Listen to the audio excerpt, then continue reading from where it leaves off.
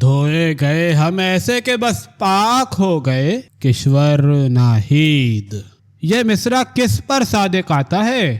دور کیوں جائیں؟ جو بائیڈن اور مودی نے جس طرح منی پور اور کشمیر میں خون ریزی سے آنکھیں چرا کر فوجی معاہدے کیے ہیں کہ جس پر دنیا تھو تھو کر رہی ہے کہ یورپین یونین کے اجلاس میں جس میں بے شمار ملکوں نے یوکرین کو دوبارہ آباد کرنے کے لیے کروڑوں ڈالر دینے کا وعدہ کیا ہے، کہ پیرس میں ہونے والی موسمیاتی تبدیلی کے جس میں 40 ملکوں کے سربراہ شریک ہوئے اور بنا کسی اعلان نامے کے ختم ہو گئی۔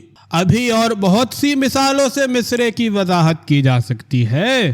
مثلاً سینٹ نے اپنے سابقہ اور موجودہ نہ صرف چیئرمین، ڈپٹی چیئرمین کے علاوہ سٹاف کو بھی تعمر پینشن کے علاوہ 12 نوکر، گھر اور بجلی سب معاف۔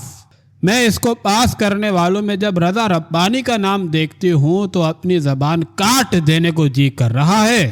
کیا مذاق ہے کہ یہ وہ لوگ ہیں جو قوم کی خدمت کرنے آئے تھے اور قوم کے خزانے لوٹنے کا قانون بنا رہے ہیں، جبکہ خزانے میں کچھ نہیں۔ شرم آتی ہے یہ کہتے ہوئے کہ شہباز شریف کو 3 مرتبہ کرسٹینا IMF کی چیئر پرسن کی منتیں کرنی پڑی، اور ابھی یہ سب رعایتیں اس شرط پر ہیں کہ IMF کے 30 جون کے اجلاس میں توثیق کی جائے گی۔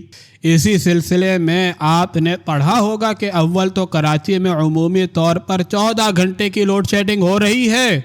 ستم بالائے ستم یہ کہ معطل ہونے والے جنوبی گیس کے چیئرمین ماہانہ 55 لاکھ کے علاوہ مراعات کے علاوہ لے رہے تھے۔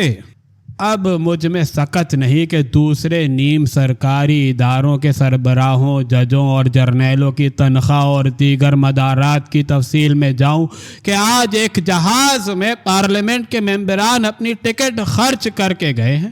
ظاہر ہے جہاز کا پیٹرول بے حساب، ان کا پاکستان ہاؤس میں ٹھہرنا بے حساب۔ حاجی بن کر واپس آئیں گے، کس کی آنکھوں میں دھول جھونک رہے ہیں؟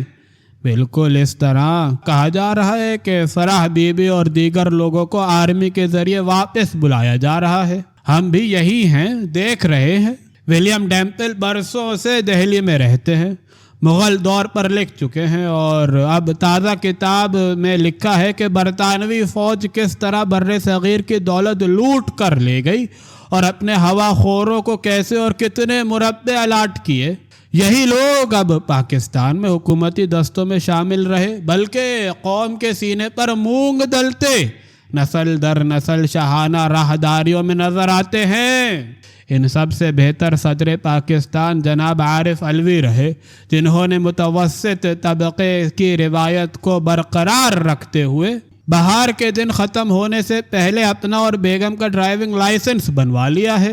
لامبا صاحب جو پاکستان میں سفیر رہے ہیں، ان کی تازہ کتاب میں مثالیں دے کر انہوں نے لکھا ہے کہ پاکستان میں کس طرح جنوبی اور مذہبی سیاست کے ذریعے حکومتیں چلتی رہی ہیں۔ جو کوئی دانشور بھی بولا اس کو کبھی لاپتہ اور کبھی آرمی ایکٹ کے تحت سزا دے دی جاتی ہے۔ وہ بدنصیب نوجوان جنہیں ورغلایا گیا تھا اور 9 مئی کے جانسوز حادثے کے ذمہ دار ہیں، وہ بھی اسی سولی پر لٹک رہے ہیں، اور ججز تک کہہ رہے ہیں کہ سویلین کو بے شک سخت سزا دیں مگر پاکستان کے سول قانون کو فراموش نہ کیا جائے۔ ڈیمپل نے اور ایک ہندو پروفیسر نے یہ بھی لکھا ہے کہ انڈیا میں گزشتہ مودی کے زمانے میں گائے کو کیسے مذہبی ہتھیار کے طور پر استعمال کیا۔ اب بھی مسلمانوں کے گھروں پر جا کر خالی کرنے یا جلا دینے کی دھمکیاں دی جا رہی ہیں۔ انہیں یاد نہیں ہے کہ مولانا آزاد نے جب متعصب سلوک دیکھا تو کہا تھا، مسلمانوں کے خلاف نہیں، انگریزوں کے خلاف بولو جو ہم پر مسلط رہے۔ انسانی اسمگلنگ آج کل ایسے زیر بحث ہے جیسے یہ کوئی کل کی بات ہو۔ مجھے یاد ہے کہ ہمارے سارے سینئر آرٹسٹ، جس میں ڈانسرز، گلوکار اور ساز بجانے والے بنا کر 1-2 پاکستان سے لے جا کر یورپ اور امریکہ میں چھوڑ آتے تھے۔ یہ کام اس حد تک پھیلا اور بدنام ہوا کہ جب 1997 میں میرے ساتھ امریکہ میں یوم آزادی پاکستان کے لیے پرفارم کرنے جا رہے تھے تو ان سب کو ویزا سامنے بٹھا کر اور ساز بجا کر دکھانے کے بعد اس شرط پر دیا گیا کہ میں جو اس طائفے کی ہیڈ تھی ان کے واپس پہنچنے کے بعد دوبارہ ان کے پاکستان پہنچنے کی تصدیق کروں گی۔ مگر یہ سلسلہ تھما نہیں، یہ بھی تھا کہ ہمارے کچھ آرٹسٹوں کی مسلسل ان حرکتوں کے باعث بین بھی کر دیا گیا تھا۔ انسانی اسمگلنگ کا زمانہ اس وقت شروع ہوا تھا جب بھٹو صاحب نے مسلم ریاستوں کو مزدور بھیجنے کا معاہدہ کیا تھا۔ پھر چل سو چل، مگر آج بھی چین، جاپان اور جنوبی کوریا میں جو لوگ نوکریوں کے لیے منتخب کیے جاتے ہیں ان کو علاقے کی زبان 3 ماہ میں سکھا دی جاتی ہے۔ پاکستان سے جاتے وقت ہر سفارت خانہ ان کو نام بنام ایئرپورٹ پر پکارا جاتا ہے۔ ہمارے عوام بہت نیک دل ہیں، ہر دفعہ کبھی بندہ اور کبھی منشیات لے جانا نہیں بھولتے۔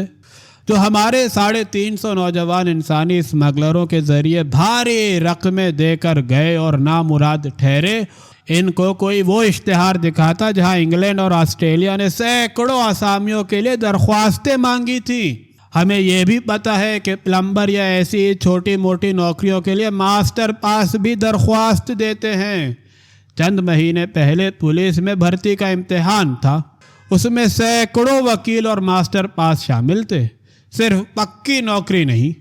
الادین کے چراغ کے لیے CDA سے لے کر ہر محکمے میں رشوت نہ کوئی کنٹرول کر سکا ہے، بلکہ ہر نئی حکومت نئے تیور کے ساتھ پورٹس سے لے کر ایئرپورٹس تک ٹھیکے پر دیتے ہوئے اعلان بھی کرتی ہے کہ اس طرح ہم کروڑوں کمائیں گے۔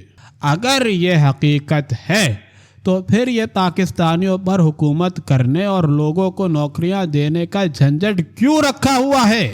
ابھی تو آزادانہ تجارت کا کہا گیا ہے، اب دیکھیے گا کہ روپیہ کہاں اور ڈالر کہاں جائے گا۔ دنیا فری ٹریڈ سے عاجز ہو کر ملکوں کی حد بندیوں میں محصور ہوئی تھی، اب آگے آگے ٹیکسوں کی بوچھاڑ دیکھیے گا۔